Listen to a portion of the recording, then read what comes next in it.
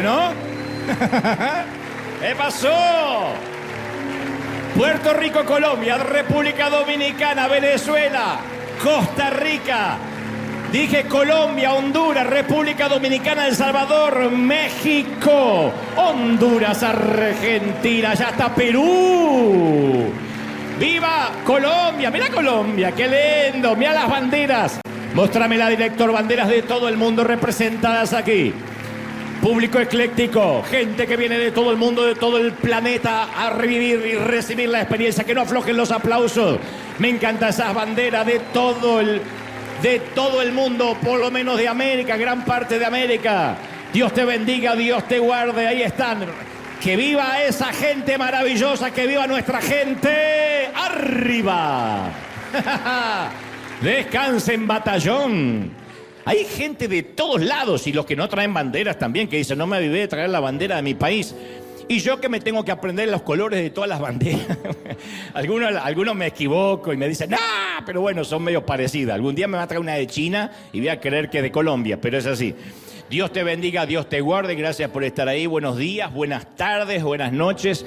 En momentos te voy a transmitir lo que creo Dios me dijo que te diga. Aquí hemos cantado, hemos dado toda la gloria al Señor. Decíamos recién antes de conectarnos que estuvimos casi, qué sé yo, 45, 50 minutos dejando en claro a quién pertenece toda la gloria. Eso es lo que hacemos cada domingo.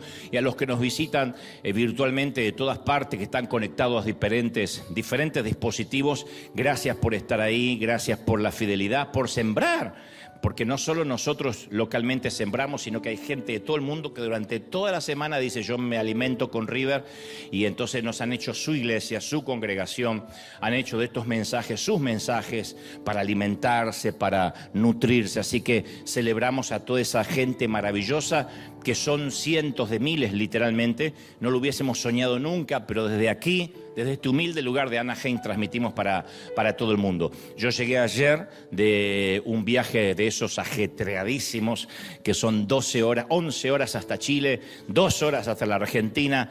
Terminamos ya con todo el norte de mi país, son 23 provincias. Ahora nos queda un poquito del sur y ya terminamos, pasamos más de la mitad de la gira que estamos haciendo allá, al sur del país. Y a veces le pregunto a Dios, ¿por qué no hice la gira cuando vivía allá? Pero en realidad la hicimos en el 2000, 25 años después. No pensé nunca que todavía estaría yo con vida, predicando con gracia y favor, pero 25 años después regresamos y estuvimos en 2 provincias muy queridas. Una se llama La Rioja y otra se llama Catamarca. En La Rioja, como cuando lanzamos la conferencia, se repletó el teatro en 10 minutos por internet. En 10 minutos no había más entrada. Entonces tuvimos que agregar otra a las 5 de la tarde. Así que el miércoles a las 5 empecé la conferencia hasta casi las 8:30. Y después a las 9 de la noche la segunda, hasta casi las 12 de la noche. Y al otro día tomamos el avión, fuimos a la provincia de Catamarca, estuvimos en la tercera. Pero esto ocurría en La Rioja y Catamarca. Te lo quiero mostrar porque hay gente esperando de Argentina a ver si se pueden ver. Y nosotros desde aquí también queremos mostrarte esto porque son ustedes los que oran por nuestra salud, para que Dios nos bendiga, para que Dios nos dé fuerza y fundamentalmente que mantenga nuestra mente intacta. Esto pasaba en la República Argentina. Ahí va.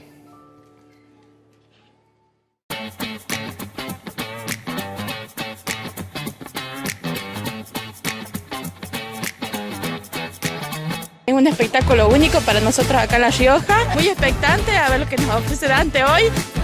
Muchísima expectativa, muy ansiosa.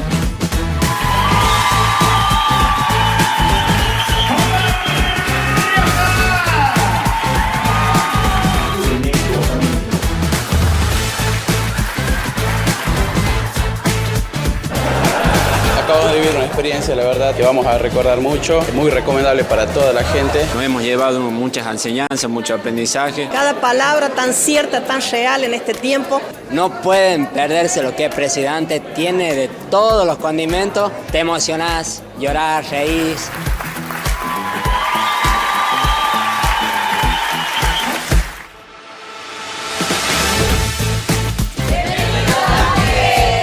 Acá esperándote desde marzo que hemos adquirido las entradas con mi familia y bueno, por fin llegó el gran día.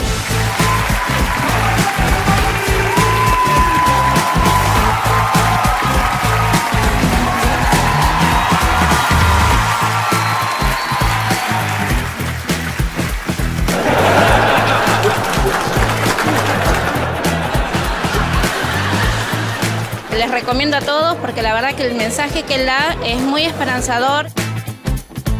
Salimos emocionados, todavía estoy temblando de emoción. Hermosa experiencia, vinimos con las expectativas altas y sin embargo fueron superadas. Me voy tremendamente impresionada, feliz y con las ganas de volver a verte.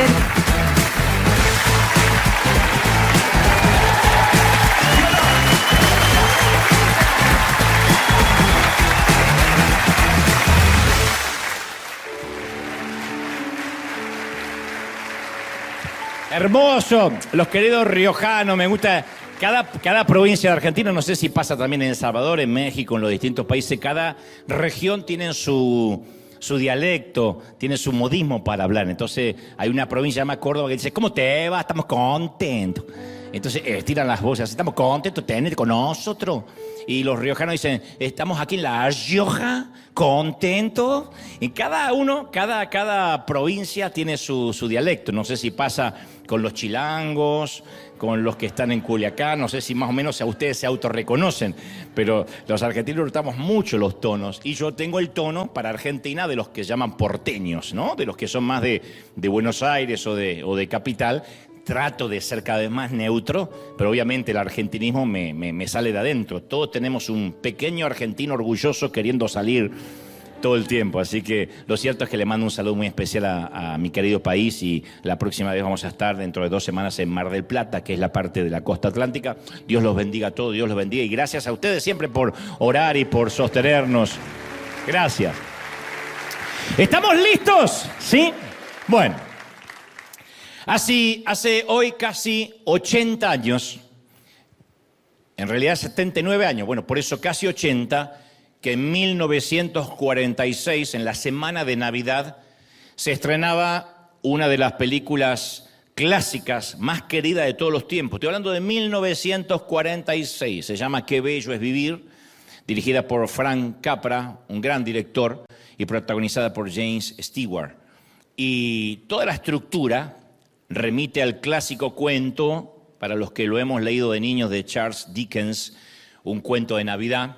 La historia navideña más famosa que existe, ¿no? De Dickens. Bueno, esta película tuvo 5 nominaciones al Oscar, la recomiendo profundamente, muy sana, muy pura. Ya no se hacen películas así. Y fue nominada al Oscar como mejor película, mejor director, mejor actor. De hecho, el Instituto Americano del Cine la eligió como la película más inspiradora de toda la historia de la humanidad. Es por excelencia la mejor historia navideña y cuenta la historia de George Bailey, un hombre que llega a un punto en el cual se siente completamente fracasado y sin ganas de vivir.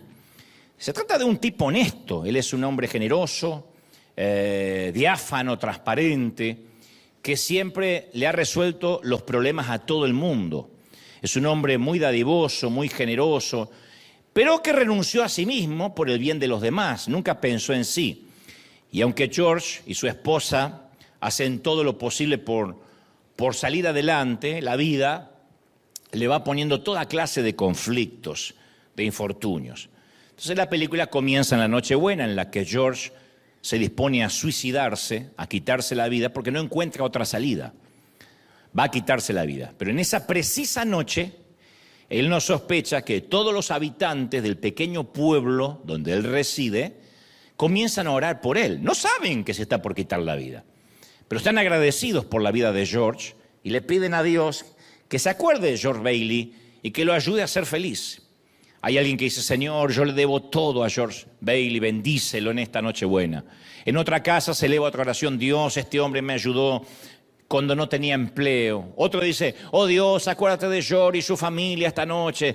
Otra mujer dice, en esta Nochebuena bendice a George, que tanto ayudó a las viudas y a los huérfanos de este pueblo. Entonces la plétora esa de oraciones de los amigos de este caballero llega hasta el cielo y capta la atención de Dios, quien envía a un ángel novato y bonachón, un tal Clarence, que desde hacía tiempo estaba intentando ganarse sus propias alas. Y antes que sea enviado, se le cuenta al ángel toda la vida de George, y justamente ese repaso es el meollo de la película, ¿no es cierto? Ese ángel bonachón es ese señor grande que vemos ahí con sombrero. El filme tiene mucho sentido del humor, pero también tiene una mirada descarnada acerca de las de las dificultades de la vida. El encanto justamente es mostrar todo lo malo para que podamos valorar lo bueno.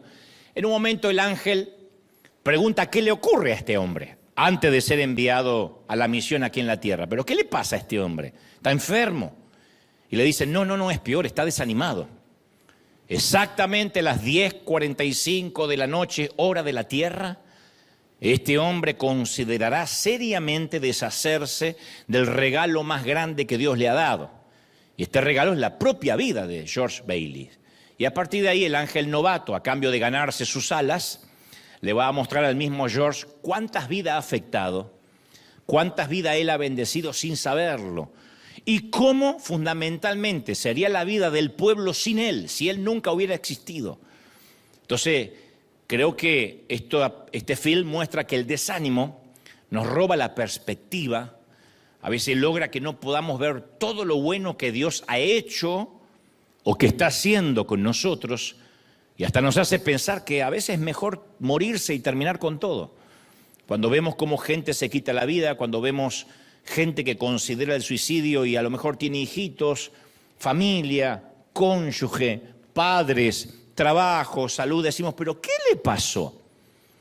No estoy justificando el suicidio ni haciendo una apología de eso, ni mucho menos, pero si uno pudiera meterse en su mente, perdió la perspectiva de manera tal que no logra ver las cosas buenas. Yo no sé si se acuerdan o si te acuerdas cuando Elías le pide a Dios la eutanasia, quiere que Dios le quite la vida. Justo cuando la reina Jezabel lo amenaza de muerte, dice, Dios, quítame la vida. Eso es lo que puede a veces hacer el desánimo. El desánimo es la puerta de entrada a la depresión. El desánimo es cuando ya no tenemos ganas de luchar. Nos hace deshacernos de nuestro potencial, del propósito de Dios para nuestras vidas. Entonces el desánimo siempre intenta que perdamos el valor para correr riesgos, para lanzarnos, para intentarlo. Entonces no hay duda que Dios planta sueños en cada uno de nuestros corazones. De hecho, hay sueños que estoy convencido que son destinos dados por Dios.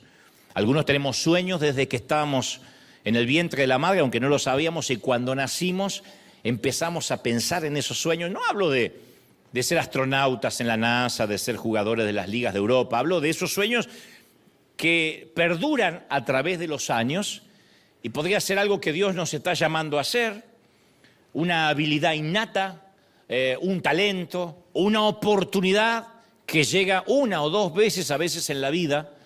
En el mejor de los casos 2 veces, en el peor llega una sola vez, es una ola que algunos dejan pasar. Podría ser una visión para la familia, una visión para nuestro trabajo, para nuestro llamado, para desarrollar el ministerio, pero en un momento siempre se suele interponer el desánimo. Y como el personaje de la película, como George Bailey, en un momento no vemos todo lo bueno que hizo Dios con nuestras vidas, perdemos la perspectiva. Dios pudo habernos bendecido durante 30 años y un mal año, una mala temporada, nos puede hacer creer de que nunca tuvimos el favor de Dios. O lo que es peor, que Dios se hartó, o que caímos de la gracia, o que ya hemos perdido la unción, o que Dios retiró la mano. A veces una mala temporada o un invierno de unos 3-4 meses nos hace pensar de que nunca tuvimos veranos, de que Dios nunca nos usó. A mí me ha pasado de estar frente a un estadio con miles de personas y yo tocaba el cielo con las manos siendo tan jovencito. Contar con los oídos de tanta gente y capaz que unos meses después, no digo años, meses después, estaba tirado en el piso diciendo, Señor, yo no sirvo para nada, soy un fraude, nunca te voy a agradar, no logro dar con el ancho. Yo digo, ¿cómo uno puede olvidarse de todo lo que Dios hace con nosotros? Por eso la palabra de Dios desde Génesis hasta Apocalipsis es recuerda que te saqué de Egipto, recuerda cómo te maté, te eliminé el hambre cuando no tenías para comer en el desierto, cómo dividí el mar en 2. Continuamente recordar para que la perspectiva de un mal presente no nos haga olvidar que Dios siempre estuvo.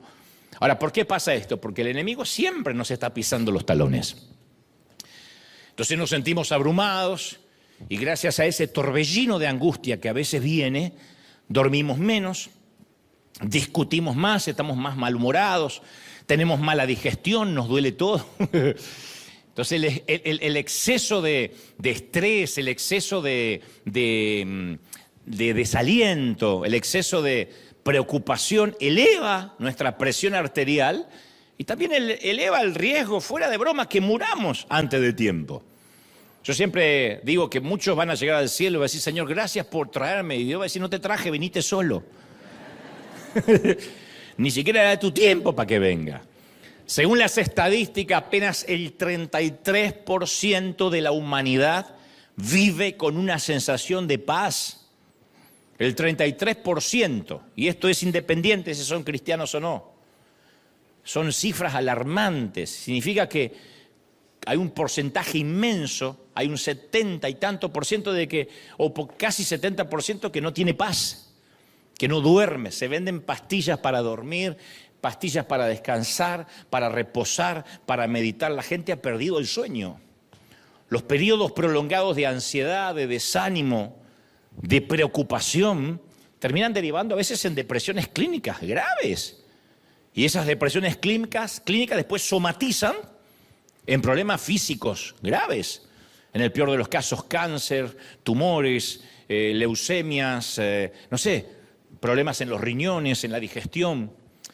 El desánimo empieza como un trastorno químico que puede llevarnos a la desesperación. En palabras simples, como una vez te dije, es como que se mezclaran las sales, como si nos sacudieran la cabeza y las sales, los condimentos se mezclan. Estoy hablando en palabras simples, los médicos me matarían por lo que digo, pero es como que se mezclan esas sales y empezamos a perder la perspectiva. 1 de cada 5 adultos hoy en día tiene un desorden de salud mental. 1 de cada 5 adultos, una locura. Están pensando de acá quiénes están los locos y quiénes son los cuerdos, ¿verdad? Lo más probable es que la mayoría de nosotros estemos un poquito con los patitos desalineados.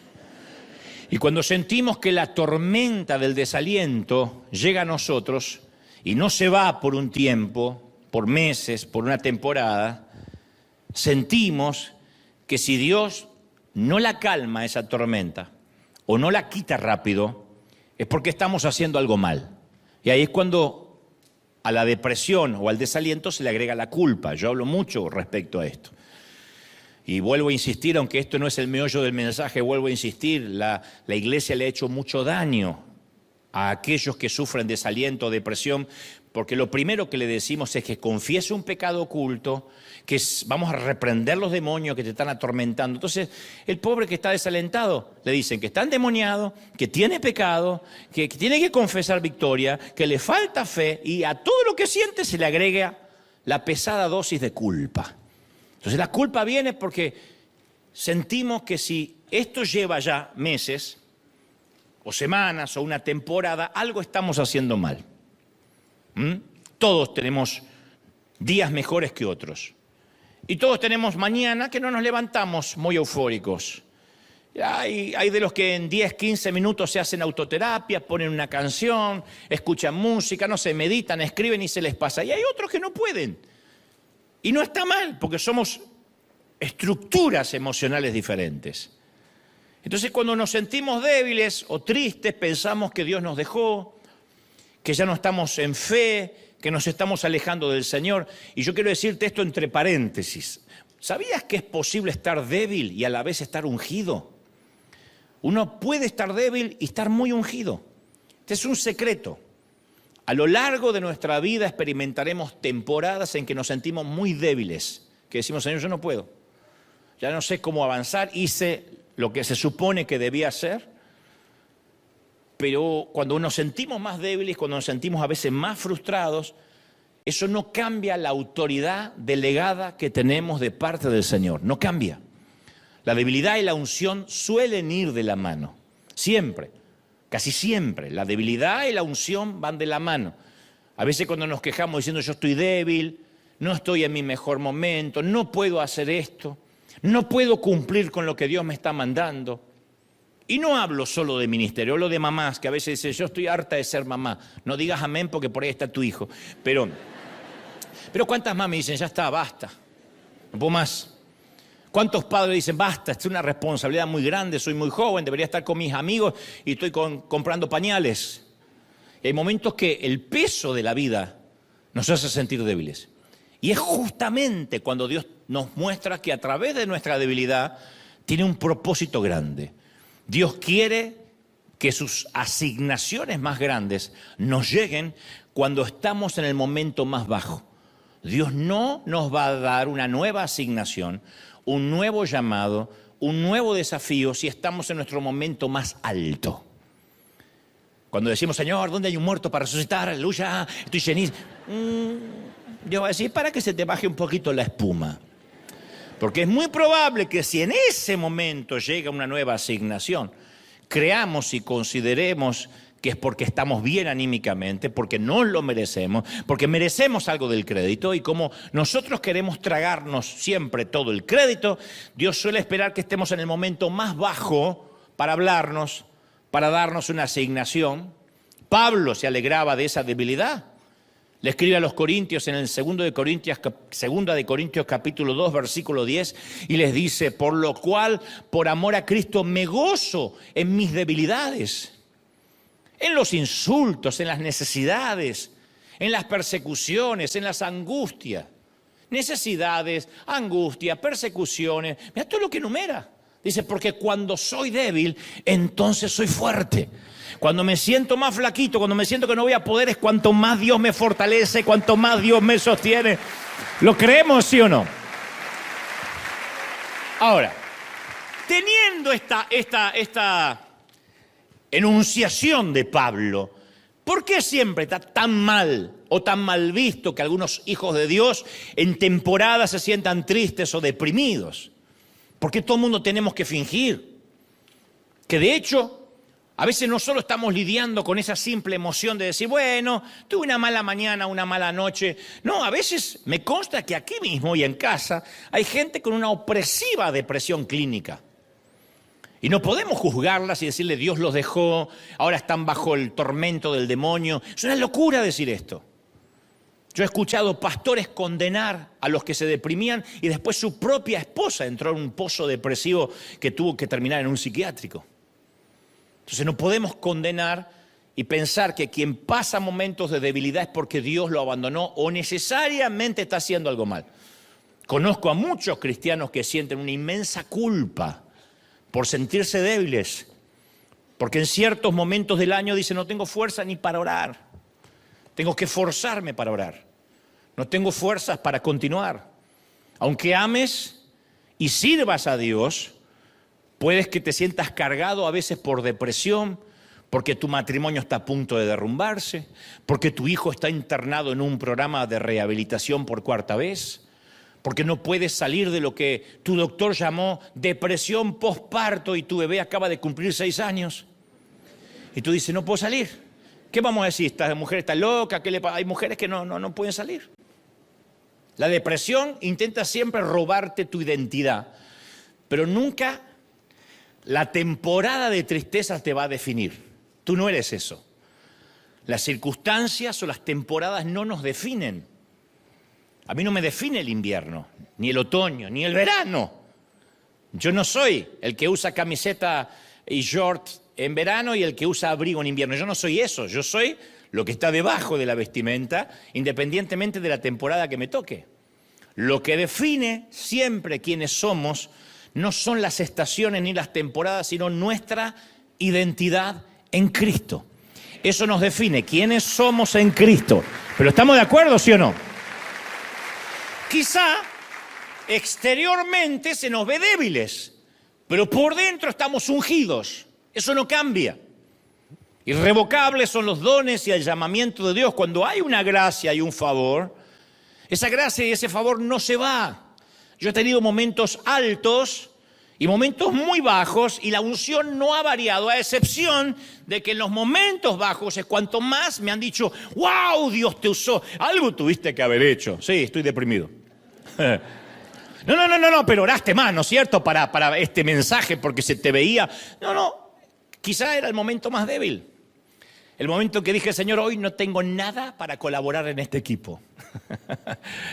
Hoy solamente voy a depender de ti. Y Dios dice, por fin he esperado esa oración, cabezón, por 1 década o más. Entonces yo siempre he sentido que la unción no varía independientemente de las temporadas que nos tocan vivir. Por eso es una falacia decir, si yo me siento triste no puedo servir al Señor. Dios dice, bueno, te metiste entonces en el reino equivocado. Imagínate que nuestros servidores, que nuestra seguridad, que nuestro personal dijera, no, si estoy triste, sería como decir, si estoy triste no voy a trabajar. ¿Qué hace la gente que dice, si estoy triste no trabajo? Pierde el trabajo. Tienen que fajarse, ir al trabajo, tomarse una jarra de café y a trabajar. Dirían en mi país, a pechugarla, viejo. A rajarse a su tierra. Es lo mismo. Cuando estamos tristes o deprimidos no podemos pensar, uy, Dios no me va a usar. ¿Cómo voy a bendecir a otro si me siento tan mal? Es cuanto más uno puede bendecir al otro, porque somos nada más la manguera por donde pasa el agua. Y encima vamos a quedar mojados por haber pasado el agua. Encima algo de unción nos va a quedar por bendecir a otro. No te sorprendas si en el momento más bajo de tu pareja Dios te dice, quiero que le des un consejo matrimonial a aquel. ¿En serio? Si yo quiero matar al gordo este. Y Dios te dice, pero ahora es cuando tus palabras no van a ser de tu experiencia, van a ser de mi unción. A veces estamos pasando momentos económicos apretados y Dios dice, yo quiero que le des una palabra a alguien que va a prosperar, que Dios lo va a bendecir, que no se entregue. Pero Señor, si yo no tengo para la renta o para el mortgage, bueno, justamente, pero no se trata de que tú eres el ejemplo. Tienes que predicar lo que yo te pongo en tu boca. Esa es la unción que fluye, aun cuando seamos débiles. ¿Me siguen? Entonces, quizá estamos deprimidos, pero nuestra verdadera identidad es que somos parte de un real sacerdocio. Y el enemigo no quiere que creamos que estamos ungidos. Él ataca la identidad. Así no puedes servir, así no puedes aconsejar, así no puedes ayudar a nadie. Él no quiere que confiemos en que tenemos todavía esa unción. Y aunque hayamos caído presos de una depresión, todos seguimos siendo hijos de Dios. Y esto es casi infantil lo que te voy a decir. Hay papis, hay mamis acá. Tu hijo deja de ser hijo porque está malhumorado. Que tengas ganas de desheredarlo y echarlo es otra cosa, pero sigue siendo hijo. Tu hijo deja de ser, tu hija deja de ser tu hija porque hoy está triste, porque un novio le rompió el corazón. Nunca perdemos la identidad en nuestra familia, cuanto menos nuestra identidad en Dios. Entonces el enemigo sabe lo poderosa que es nuestra identidad en Dios. El presidente sigue siendo el presidente y el comandante en jefe de las Fuerzas Armadas en tiempo de guerra, aunque esté débil. Biden en los últimos años o los últimos meses se decía que estaba senil, pero seguía teniendo el poder. El enemigo sabe eso, pero nos dice, si estás débil no tienes poder. Si estás débil no eres hijo de Dios. Y quiero que te lleves esta palabra en el corazón. Sigues siendo hijo de Dios, le guste a quien le guste. Se enferme quien se enferme. ¿Alguien lo cree, sí o no? Pero si el enemigo consigue que abandonemos quiénes somos en Cristo, que olvidemos quiénes somos en Cristo, él gana. Porque inmediatamente perdemos de perspectiva la identidad. Y como el personaje de la película del inicio, perdemos de perspectiva lo que Dios ha hecho con nosotros, lo que puede seguir haciendo.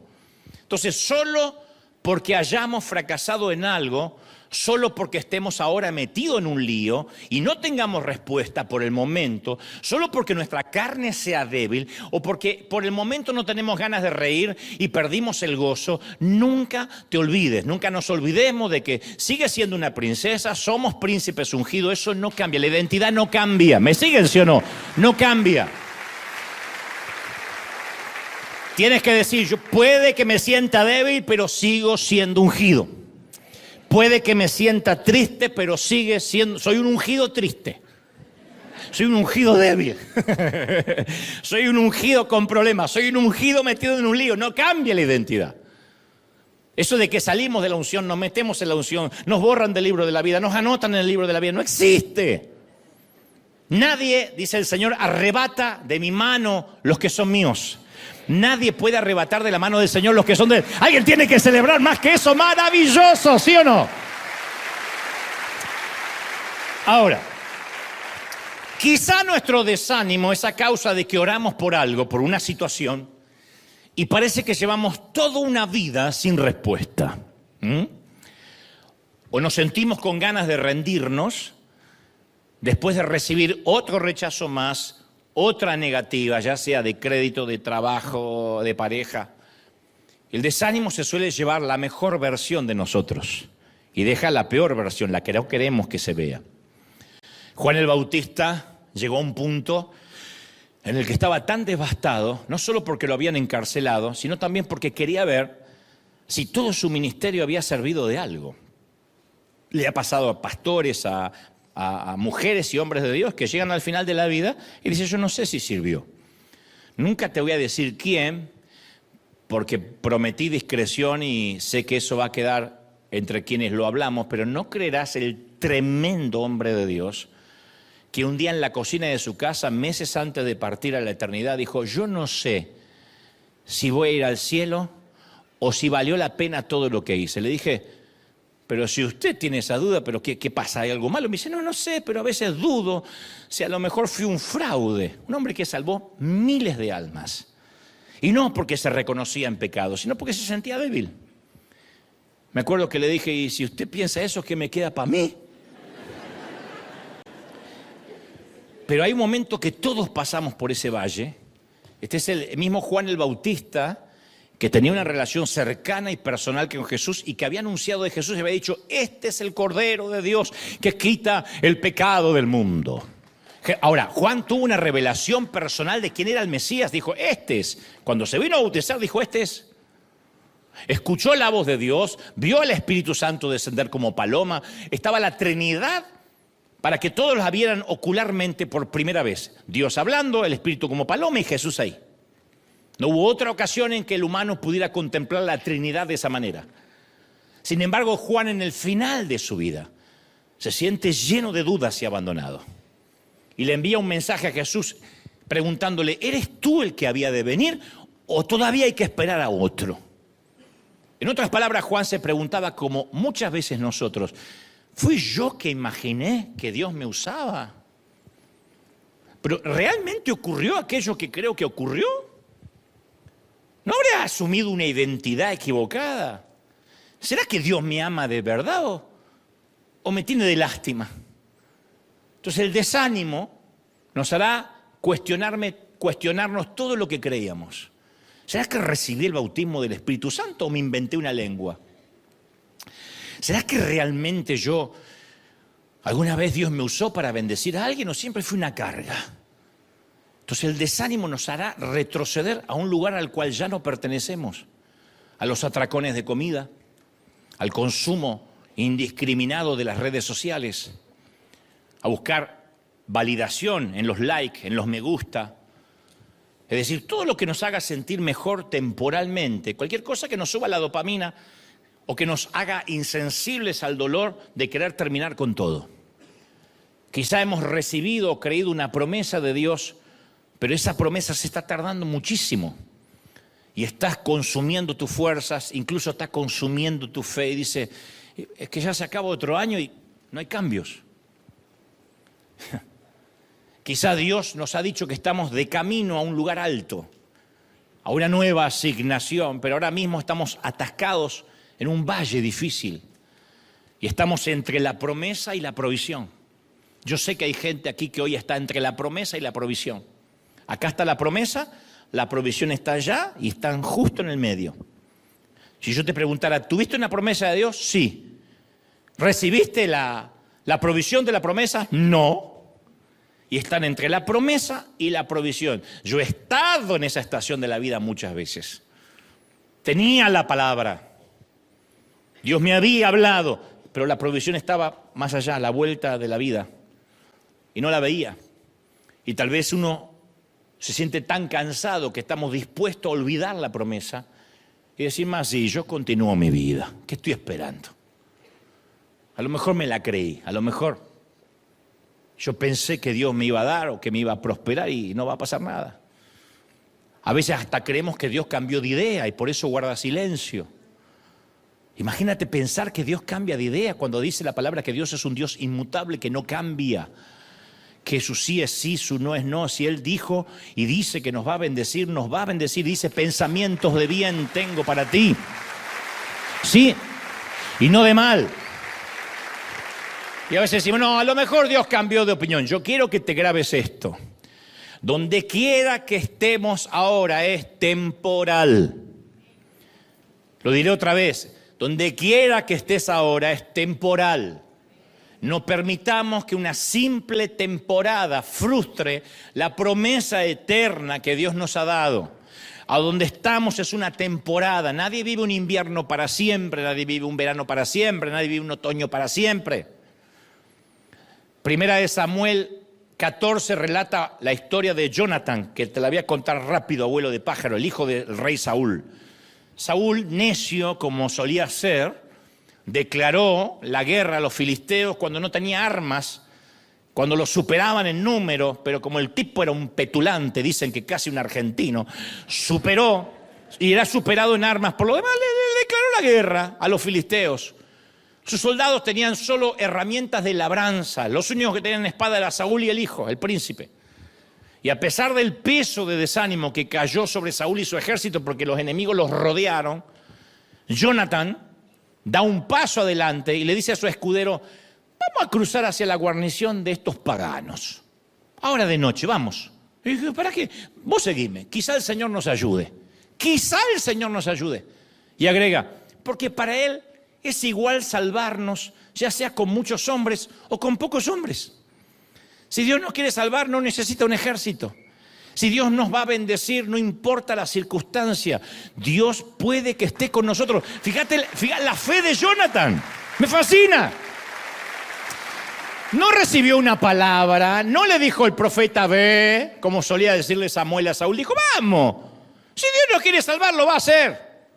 Es una manera de decir, o Dios está en la ecuación y estamos salvados, o Dios no está en la ecuación y estamos fregados ahora, mañana y siempre. Hay momentos que uno dice, ¿está Dios o no está Dios? No hay un término medio. Si está Dios, aleluya. Y si no está Dios, ¿para qué esperamos acá? Que nos matan rápido. Y Saúl estaba totalmente ajeno a la valentía de su hijo. El tipo estaba sentado debajo de un granado, comiendo algo de fruta, diciendo, no, esta es una tormenta muy difícil, no. Saúl tenía el espíritu de retirada. El espíritu de retirada es cuando dejamos de luchar, cuando dejamos de intentarlo, cuando dejamos de pelear por lo que creemos.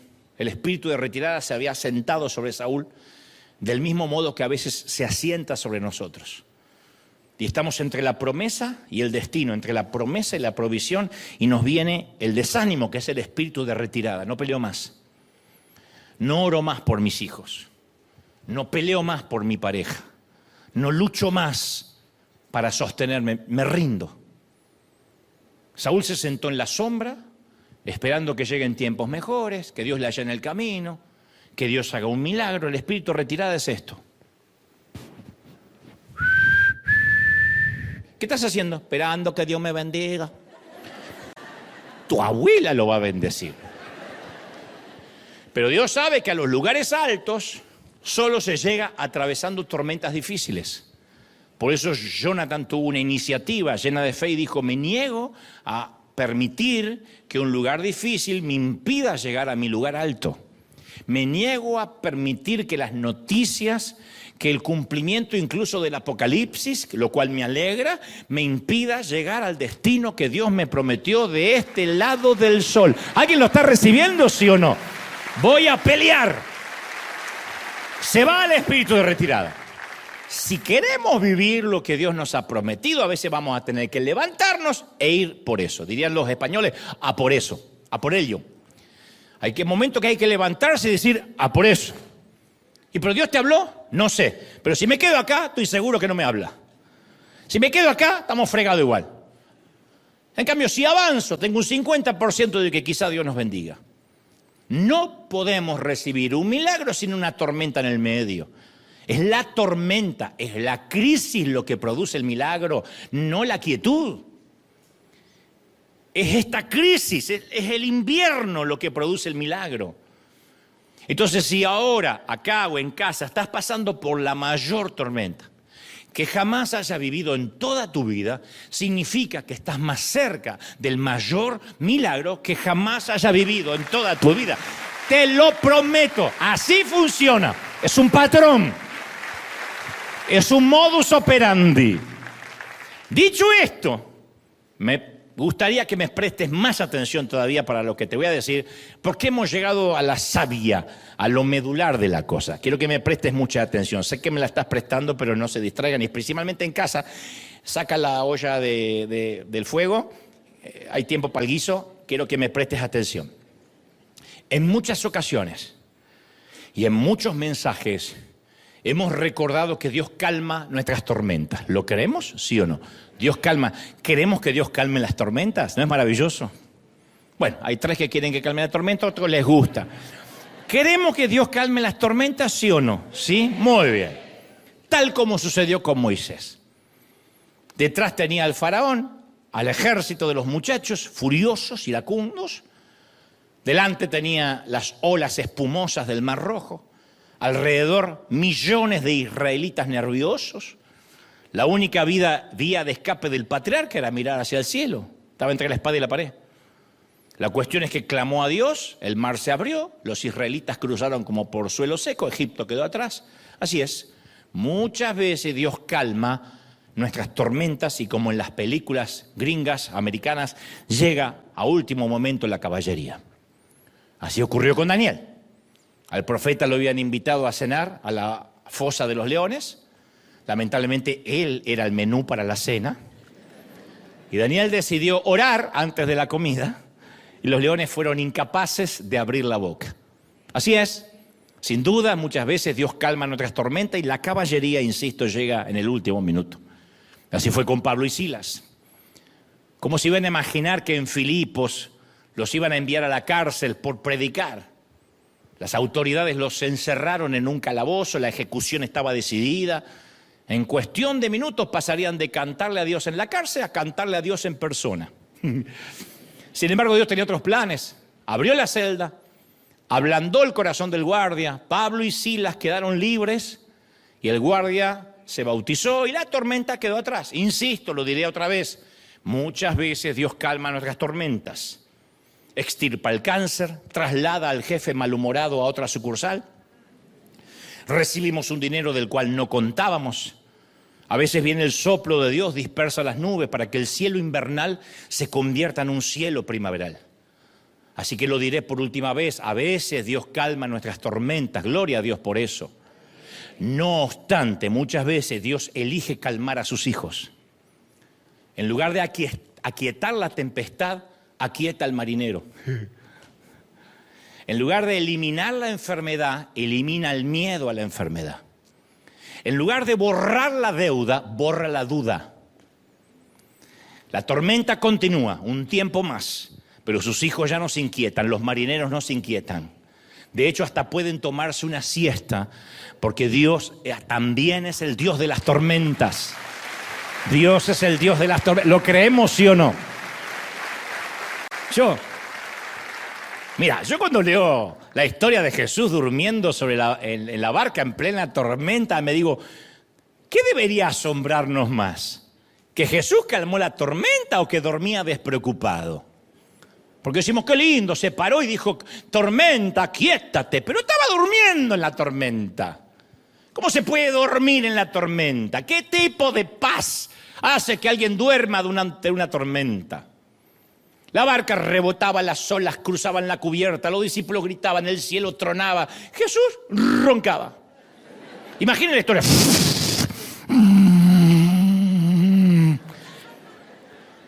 Yo vengo a veces durmiendo en el avión y entra una turbulencia de golpe. ¡Ah!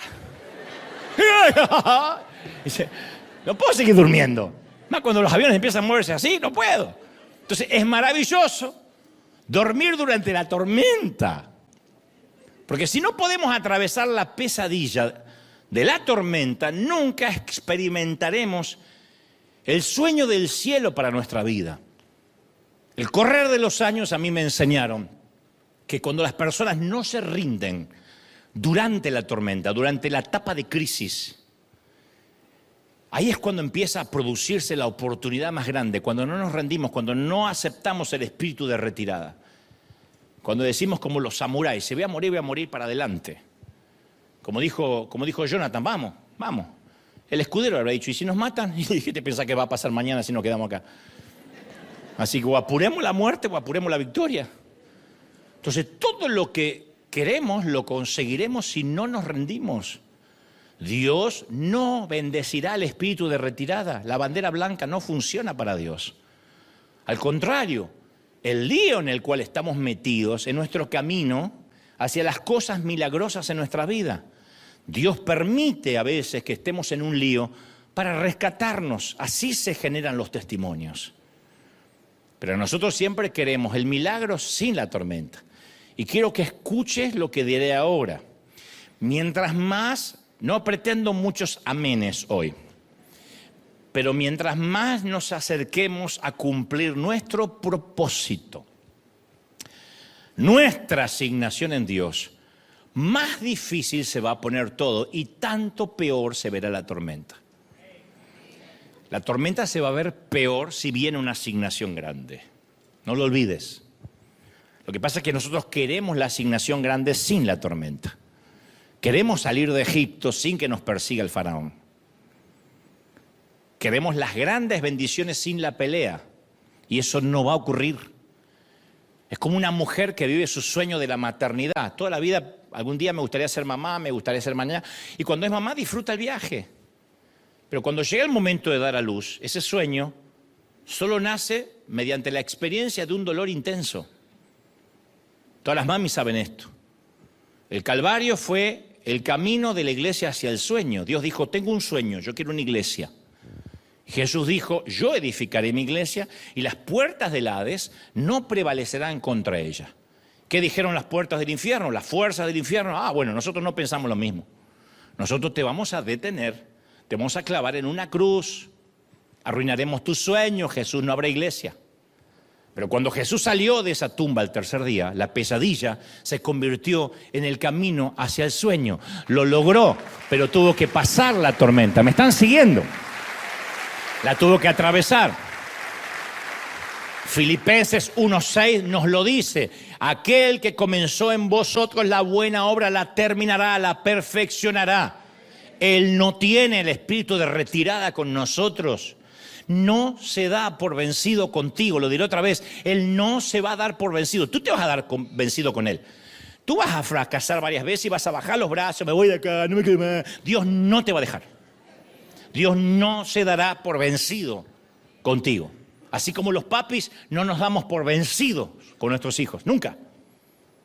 Hagan lo que hagan, no nos daremos por vencidos. Dios no bajará los brazos contigo. Mientras exista la tierra, la Biblia dice que habrá estaciones en nuestra vida. Después de la siembra viene el tiempo de esperar a que crezca la siembra, después viene la cosecha.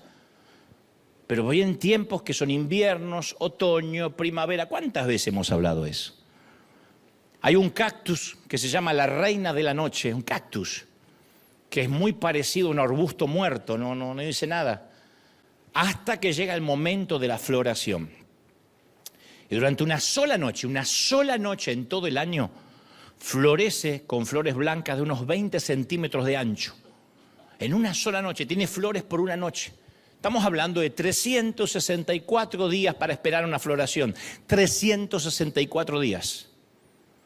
Hay otra planta que se llama el lirio gigante del Himalaya, que produce flores blancas y moradas de 3 metros de altura, pero cada 7 años. 7 años esperando para florecer. Alguna soltera me tiene que decir amén. 7 años. Y respecto al cactus, responde el soltero. 7 años. Entonces, ¿qué estamos esperando hoy? Que nos produce un nudo en el estómago por la ansiedad. ¿Qué oraciones llevamos sin recibir, sin tener respuesta tanto tiempo que nos hemos metido en la cueva del desánimo? 7 años esperando una floración. ¿Y? Pero yo quiero florecer antes. 364 días esperando florecer una noche. No fue un error de fábrica, no fue un lote fallado de plantas. Dios dispuso así para enseñarnos algo. Ahora tengo una pregunta más. ¿Alguna vez te regalaron un artículo especialmente diseñado para ti? Puede ser una cadenita. A mí me han regalado tazas con mi nombre, algún termo. Me han hecho hasta algún muñequito que se parece a mí. Me dice, algunos me hacen cada muñequito que yo digo, ay, Satanás, me hacen cada... Que dan ganas de pincharlo el muñeco. Pero hay hasta aplicaciones que están diseñadas específicamente para cada usuario en particular. Voy a decir algo que por ahí es obvio para la mayoría, pero quizá no. Las noticias que tú lees, aunque leas el mismo periódico en línea que yo, no son las noticias que yo voy a leer. Nadie lee el mismo periódico, nadie. Los algoritmos, según tus búsquedas, van preparando en primera instancia cuáles son las noticias que tú quieres leer. Entonces tú vas a, no sé, aquí sería el Washington Post, Los Angeles Times, en Argentina sería Clarín, La Nación. Tú buscas las noticias y si siempre buscas acerca algo del fútbol, es lo primero que te va a aparecer. Y después las demás noticias políticas que no te importan tanto van por allá abajo. Si estás buscando qué es de la vida de, no sé, Taylor Swift, si eres fanática de Luis Miguel, te va a aparecer siempre, Luis Miguel se acaba de reventar un grano esta mañana. Te van a aparecer... Y tú me vas a decir, ¿viste lo de Luis Miguel? No. Pero si vimos el mismo portal juntos, sí, pero tu portal está diseñado por tus algoritmos y por tus búsquedas, que es diferente al mío. O sea, las noticias están diseñadas por una aplicación específicamente para nosotros.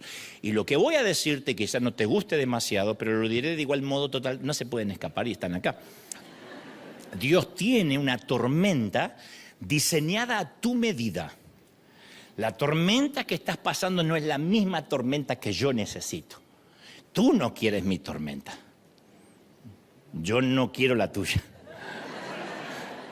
Y por esa razón es que en lugar de aquietar la tempestad, Dios a veces aquieta a su marinero.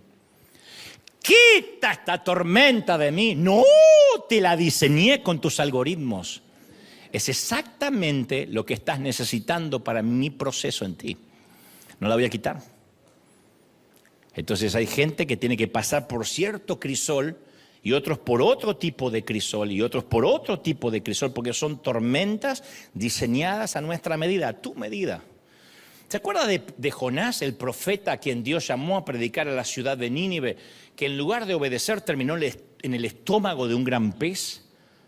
La historia de Jonás nos enseña de cómo Dios prepara su aplicación de tormenta. De hecho, en tu celular, aunque no lo ves, tienes algo que es una aplicación de tormentas de Dios que un ángel puso anoche mientras dormías. Y eso empieza a activarse porque tiene que ver con tu proceso. Jonás 1:7 dice, y Dios dispuso un gran pez que se tragara a Jonás. ¿Cómo nos gustaría que dijera, y Satanás mandó un pez?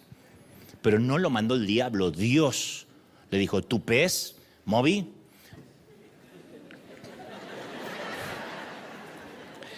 tú vas a tragar a mi profeta. Y lo cuidó al pez, lo crió de chiquitito. Y le dijo, tú vas a... seguramente habló con mamá pez, papá pez, y le dijo, tendrán un pez que tendrá un propósito en la Biblia. Cuídenmelo. Tienen que tragar a un cabezón que necesita ser tragado y vomitado. La aplicación de Jonás es que fuera vomitado por un pez. Tal vez si era otro profeta hubiese sido defecado por el pez. Pero con el vómito le alcanzaba al profeta.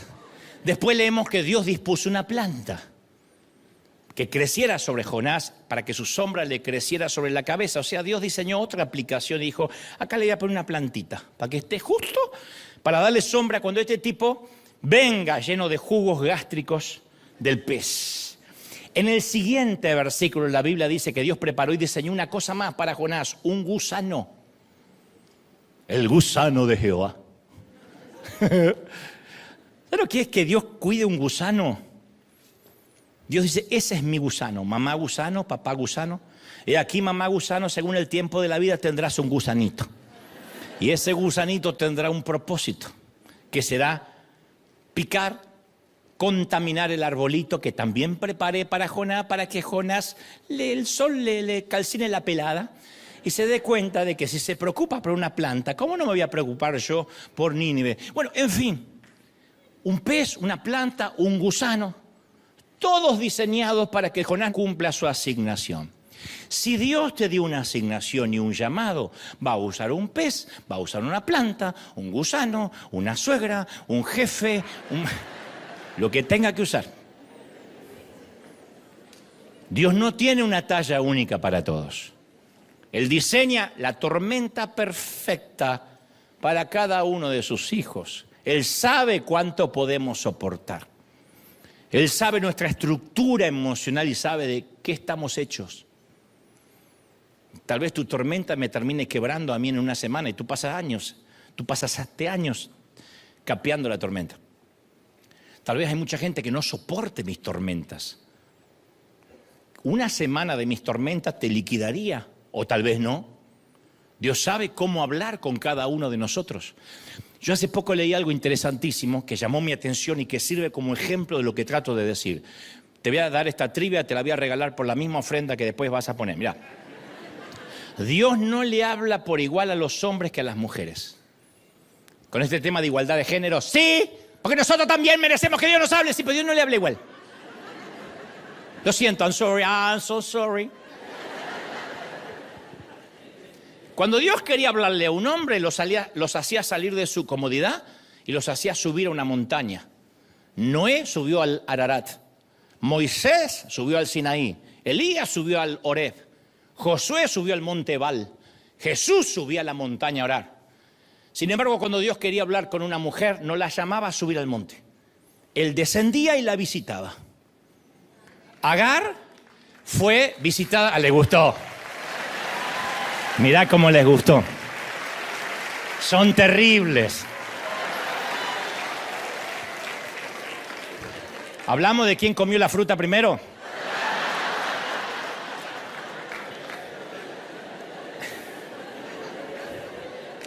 Agar fue visitada en el desierto.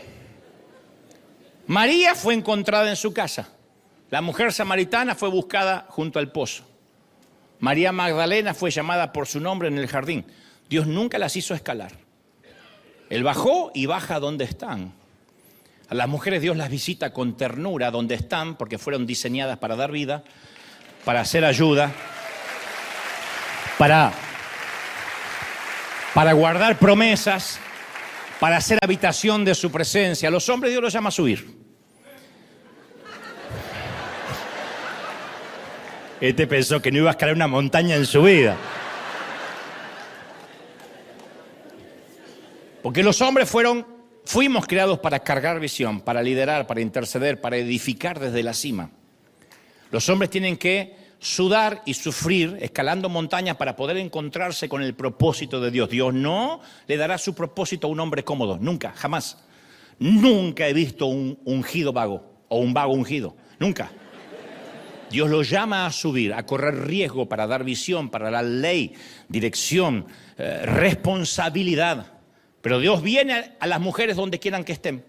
No hay una sola ocasión que Dios le dice a una mujer, sube la montaña que te quiero hablar. Dios habla diferente porque nos creó a cada uno con intención. A los varones Dios nos entrega la visión en la cima, a ellas el propósito en la cercanía. Un mismo amor, dos diseños diferentes.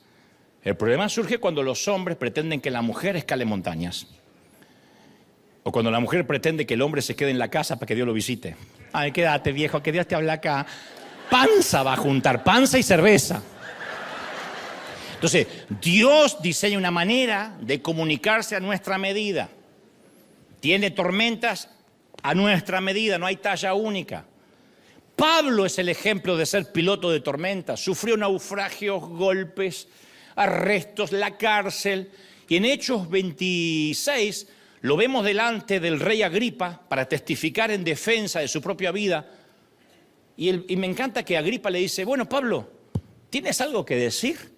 Y me encanta la respuesta de Pablo. Me dice, no, me tengo por dichoso, rey Agripa. Dichoso, me tengo por dichoso. ¿Cómo por dichoso? Te vamos a cortar la cabeza. Bueno, seré un decapitado dichoso. Entonces, cuando las tormentas en la vida se ponen feas, nuestro acto reflejo es deprimirnos.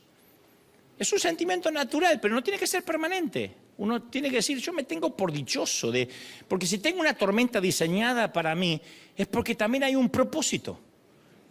Este no es un asunto de la mente sobre la materia, no es un estado de positivismo, no. Es una decisión de vivir por fe y no por temor. En el caso de Pablo estamos hablando de un hombre que estaba a minuto de ser decapitado y sin embargo decidió tenerse por dichoso. Estoy dichoso, rey Agripa. todos tenemos el poder de decidir. Siempre lo tuvimos, siempre lo tendremos. Podemos enfocarnos en el problema o enfocarnos en la promesa de Dios. Uno de mis versículos de la Biblia favoritos está en Jeremías 15, 16, que dice: fueron halladas tus palabras y yo las comí. Tu palabra me fue por gozo, por alegría en mi corazón, porque he invocado a Jehová, Dios de los ejércitos. Jeremías dice: me comí tu palabra. No creo que literalmente estuviera almorzando la Biblia, sino que estaba dando una potente analogía. Así como la comida fortalece el cuerpo, la palabra de Dios nutre el alma y vigoriza el corazón. La palabra de Dios es el sustento para un espíritu quebrantado. Cuando uno de mis hermanos murió de manera súbita por un infarto masivo a los 46 años, mi madre quedó devastada, como cualquier madre que pierde a un hijo. Y en su mayor momento de dolor, de tristeza, me contaba mi papá que se aferró al versículo de Habacuc 3:17. Mi papá me decía: tu mamá siempre hablaba de esto de la higuera, esa cosa de la higuera. Mi papá era muy bíblico.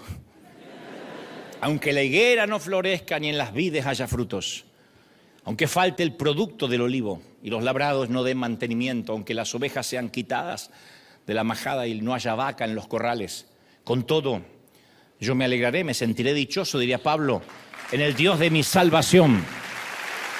Mirá, dice: Jehová el Señor es mi fortaleza, Él me da pies como de ciervas y me hace caminar en las alturas. Esto lo está diciendo alguien en su momento más bajo. Dios me está haciendo caminar en las alturas.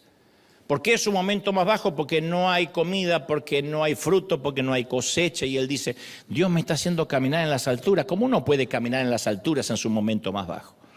Mamá se identificaba con ese episodio. Ella se sentía sola, devastada, y en lugar de, yo supongo, de quebranto, vacía, de sentirse al borde de quitarse la vida, toda su vida agitada por una tormenta, perder un hijo. El hijo que, no quiero decir el que más amaba, pero el que más complicidad tenía.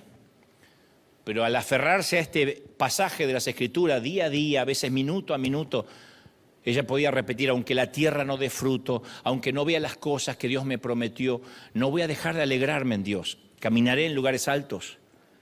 Yo te voy a recitar un versículo que por estadística dicen que es el más subrayado de la Biblia en todo el mundo. Es la receta de Pablo para un corazón preocupado, Filipenses 4:4. Está siempre llenos de alegría en el Señor, dice Pablo. Lo repito: alégrense. Es una orden, no una sugerencia, no si te nace, no si tienes 2 tequilas encima, sino es una orden. Que todo el mundo vea que son considerados en lo que hacen. Recuerden que el Señor vuelve pronto. No se preocupen por nada. En cambio, oren por todo, dice Pablo. Díganle a Dios lo que necesitan. Denle gracias por lo que ya hizo. Y así experimentarán la paz de Dios, que supera todo lo que podamos entender en nuestro sentido común. Y la paz de Dios cuidará tu corazón y tu mente mientras que vivas en Cristo Jesús. Y Jesús nos añade en Juan 14:27, nos añade una garantía: la paz os dejo, mi paz os doy, pero no como el mundo, sino que te doy una paz que no es igual a la que el mundo puede darte. No se turbe tu corazón, no tengas miedo, no tengas miedo. Lo que le decimos a un chiquito que tiene miedo de que el fantasma salga del closet. Jesús contrasta 2 tipos de paz: la que ofrece el mundo y la que ofrece Él. La paz que ofrece el mundo siempre depende de las circunstancias, de que no haya tormentas. Si el clima está lindo, si el tránsito está tranquilo, si el salario sube, si el colesterol baja, si mi cónyuge está feliz, si mi suegra es deportada. No. Dije eso, lo pensé. Sonaba mejor en mi mente. Si el vuelo sale horario, sí. La verdadera paz no es aquella en la que Dios calma la tormenta, sino cuando tenemos paz en medio de la tormenta. Hay veces que Dios calma las tormentas, pero hay veces que Dios da paz en medio de la tormenta. Y ese es el verdadero milagro, porque significa de que el Señor está con nosotros, durmiendo con nosotros. Está en la proa. Cuando se desata una tormenta o nos atraviesa un huracán, Toda la familia puede que esté preocupada. Hay alguien que nunca se preocupa en una familia ni por un huracán, ni por un tsunami. ¿Saben quién no se preocupa nunca en la familia? El bebé. El bebé lactante, cubierto con la mantita, prendido como garrapata al pecho de su madre, es la persona más tranquila en cualquier crisis familiar. Tiene una paz.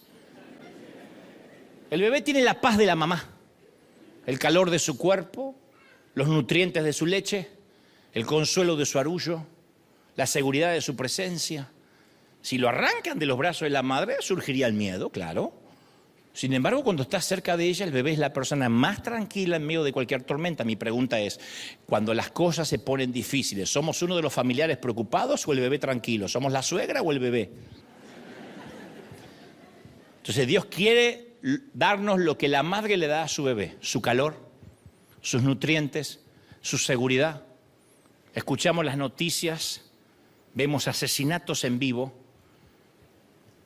¿Y qué hacemos? Nos preocupamos.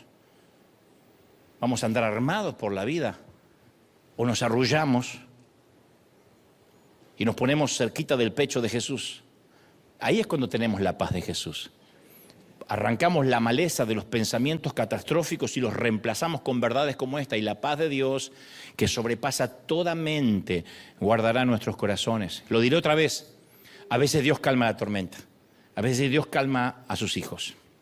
Yo prefiero la segunda, porque significa que tengo una aplicación de tormenta para mí. Y si tengo una aplicación que Dios diseñó, si Dios preparó un pez para mí, una planta para mí y un gusano para mí, es porque yo soy un profeta. Me gusta eso. Es porque hay un propósito. ¿Lo recibimos o no? Me gusta eso que a veces en lugar de aquietar la tempestad, Dios aquieta al marinero. En lugar de eliminar la enfermedad, elimina el miedo. En lugar de borrar la deuda, elimina la duda. La tormenta continúa, pero sus hijos ya no se inquietan. Eso es magnífico. Conozco un hombre de Dios que conoce esa paz. La paz en medio de la tormenta. Es un evangelista que ha servido por años a la iglesia en todo el mundo. Y hace relativamente poco le diagnosticaron cáncer de páncreas y de hígado. Pero la noticia no lo derrumbó.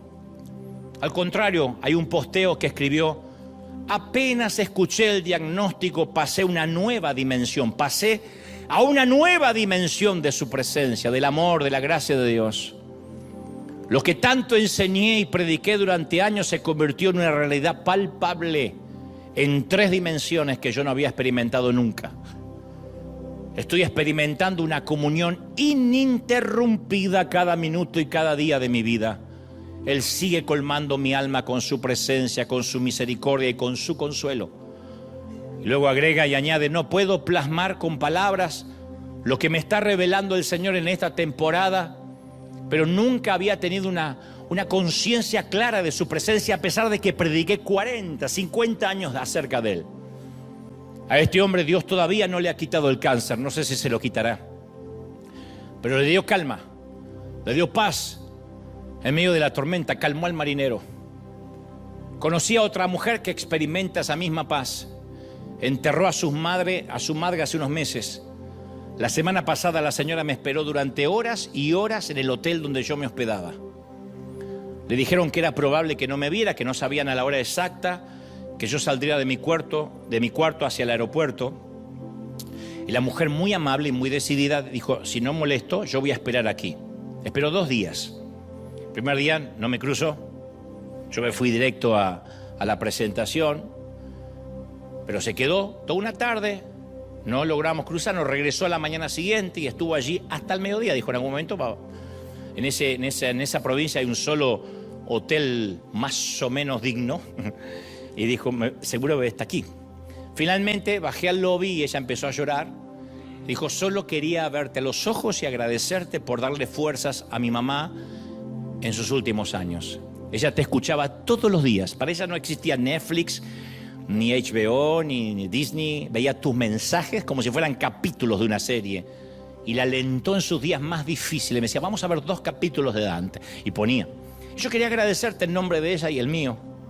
Me dio un abrazo y me dijo: mi primer empleo, una nota de color, fue en este hotel. Ahora llevo 1 año sin trabajar. Pero bueno, eso no viene al caso. Y le dije, ¿cómo te sientes? Y me dice, sé que algo bueno va a salir de todo esto, pero me sorprendo la paz con la que se fue mamá y la paz que yo tengo en medio de esto. O sea, Dios no la apartó de la tormenta, pero la calmó a ella y a su madre en pleno aguacero. Y no hubo peor tormenta que aquella que embistió contra el jardín de Getsemaní, y nunca nadie oró con más pasión que Jesús en vísperas de su muerte. Jesús dijo, Padre, ¿podrías calmar esta tormenta? Dios lo había hecho por Moisés, lo había hecho por Daniel, luego lo había hecho por Pablo, por Silas. No podía hacer lo mismo con su propio hijo. No era demencial hacer esa pregunta. Señor, ¿podrías pasar de mí, Padre, esta copa? Desde luego que Dios podía, pero no lo hizo. La cruz formaba parte del plan de Dios para redimirnos. Entonces nuestro Padre no calmó la tormenta, pero calmó a su Hijo. Y Jesús marchó al Calvario en paz, una paz ilógica, proveniente del cielo, capaz de afrontar la muerte con una sonrisa. Nosotros tenemos la promesa de esa misma paz. Entonces le ruego a Dios hoy que calme tu tormenta, porque me encantaría, nada me gustaría más que escuchar tu testimonio de cómo Dios la calmó. Pero si no lo hace, voy a orar para que Dios te calme a ti, para que halles esa paz que sobrepasa todo entendimiento y sentido común. Y a propósito de la película Qué bello es vivir, con la cual comencé este mensaje, hay un detalle fabuloso casi al final. La puedo espolear, alerta de spoiler. El ángel asignado para ayudar a George se llama Clarence, y es uno de los personajes más destacados del largometraje, el ángel. Al principio parece un ángel un poco torpe, pero luego con el correr del filme, empieza a mostrar sabiduría. Tras mostrarle a George la vida que se perdería y darle una valiosa lección, Clarence regresa al cielo habiendo cumplido su misión. Y en los momentos finales de la película suena una campana del árbol de Navidad y la hija pequeña de George le recuerda que ese sonido significa que un ángel en el cielo ha conseguido ganarse sus alas. Y en ese momento George mira hacia arriba, guiñando el ojo, y felicita a su ángel por el ascenso, suponiendo que por fin en su arribo a la eternidad se había ganado sus merecidas alas. Obviamente solo es un cuento de Navidad. Dudo que los ángeles tengan que ganarse sus alas. Pero la película encierra una gran verdad. A veces Dios calma la tormenta, a veces nos calma a nosotros. En lugar de aquietar la tempestad, aquieta al marinero. En lugar de eliminar la enfermedad, elimina el miedo. En lugar de borrar la deuda, borra la duda. Algunas tormentas continúan, porque precisamente fueron diseñadas para nosotros. Pero en ambos casos, sea que calme la tormenta o que nos calme a nosotros, los ángeles siempre acampan a nuestro alrededor.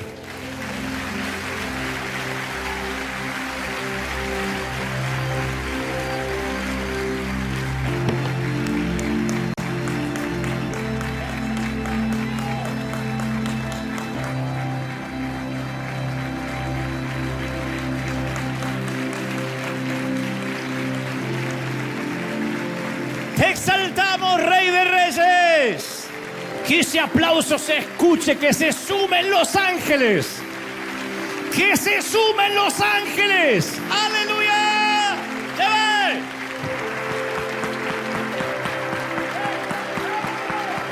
Tenemos que celebrar más que eso, gente. ¿Pueden sentirlo, sí o no? No. Hay que celebrarlo para que el tercer cielo, el segundo cielo, oiga. Hay fiesta en la tierra y hay fiesta en los cielos. Paz en medio de la tormenta. Y los que están pasando tormenta y la tormenta no se calma, los que están orando por la tormenta, los que están orando para tener quietud en la tormenta, como sea, ahí está el ángel, ahí están los ángeles, para que tu pie no tropiece en piedra. O sea, es una tormenta contenida, controlada. Es una tormenta como una suerte de esas tormentas que producimos en los acuarios o en las pequeñas albercas. Cuando jugábamos de niño y decíamos, vamos a producir un maremoto, y hacíamos olas.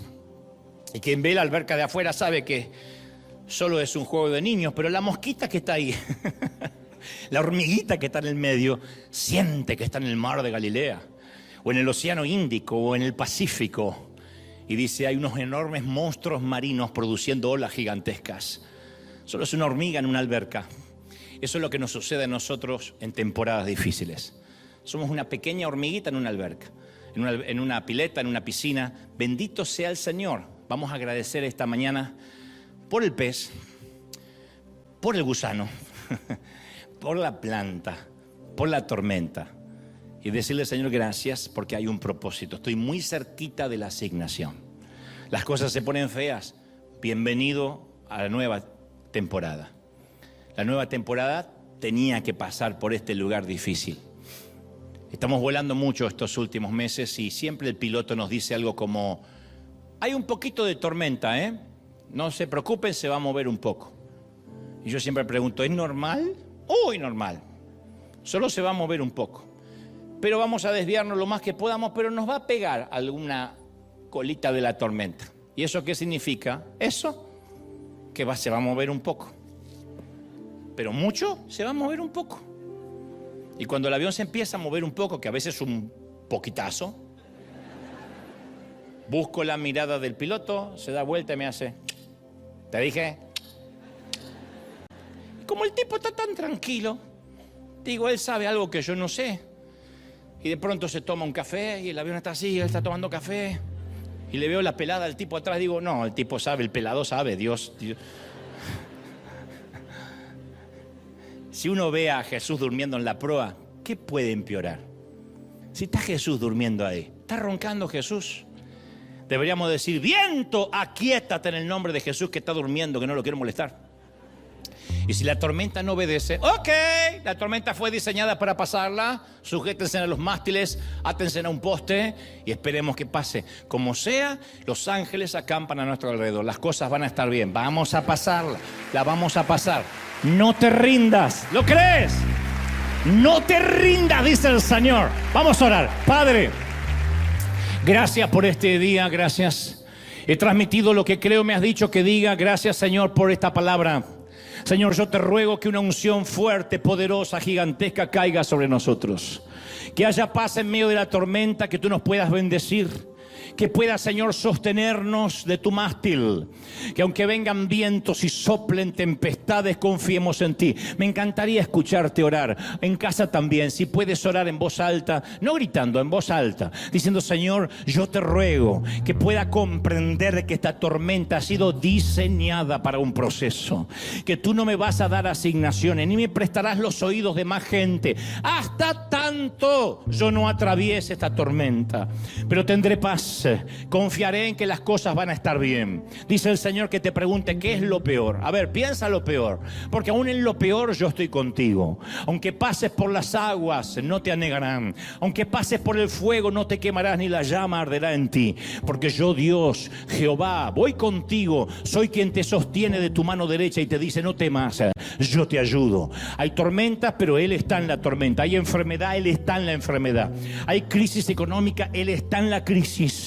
Dios no está en la abundancia siempre, a veces está en los momentos de escasez. Dios es el Dios de los veranos y los inviernos, los otoños y las primaveras, los días de cosecha y los tiempos donde no hay cosecha. Dios está en los días que plantamos y en los días que nos toca arrancar, en los días de unión y en los días de separación.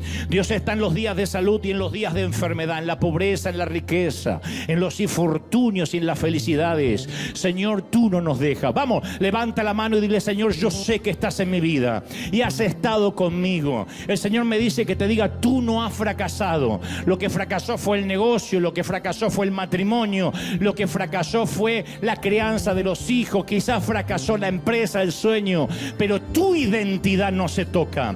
Tú eres mi príncipe, tú eres mi princesa, dice el Señor, y yo te tengo en mi mano y no hay quien te pueda quitar de mi mano.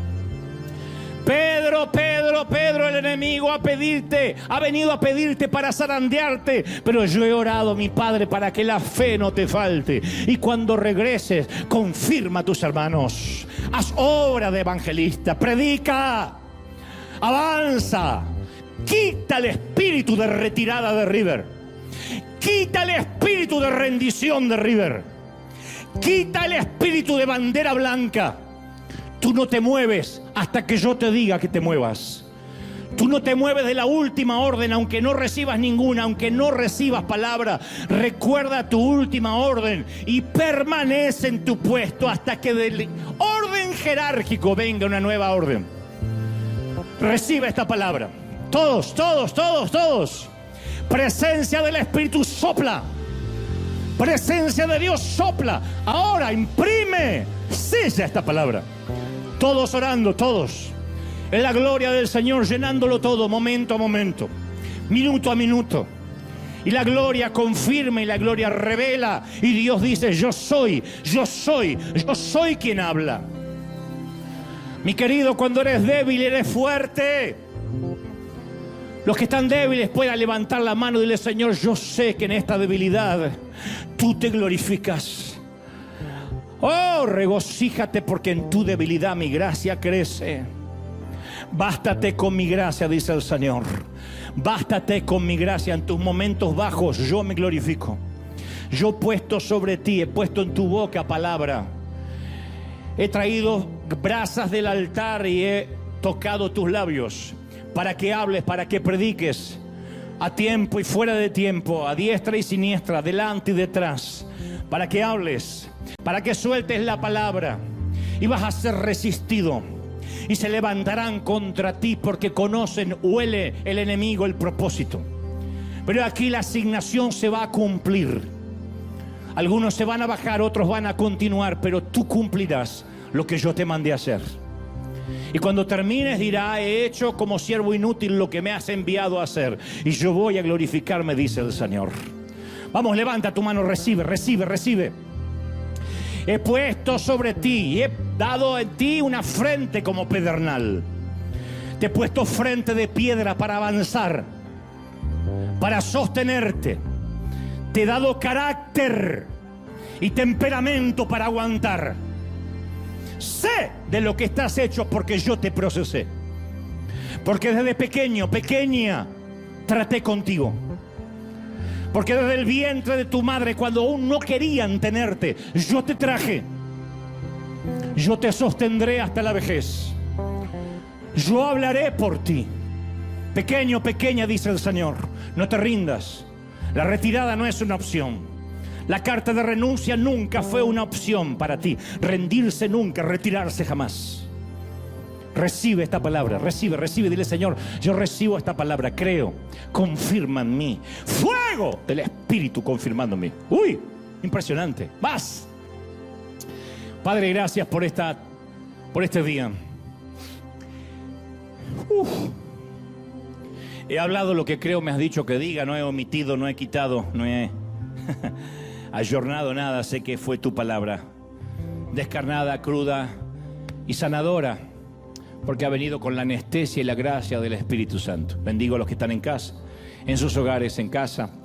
Que Dios nos guarde, que nos bendiga, y creemos en esa asignación. Gracias por las tormentas, gracias, Señor, gracias, gracias, gracias por no darte por vencido con nosotros. Gracias por los peces, por los gusanos. Gracias por las aplicaciones de tormenta, Señor Jesús. Te damos gracias, te bendecimos en el cuerpo, te bendigo en el cuerpo, en el alma y en el espíritu. Amén, amén.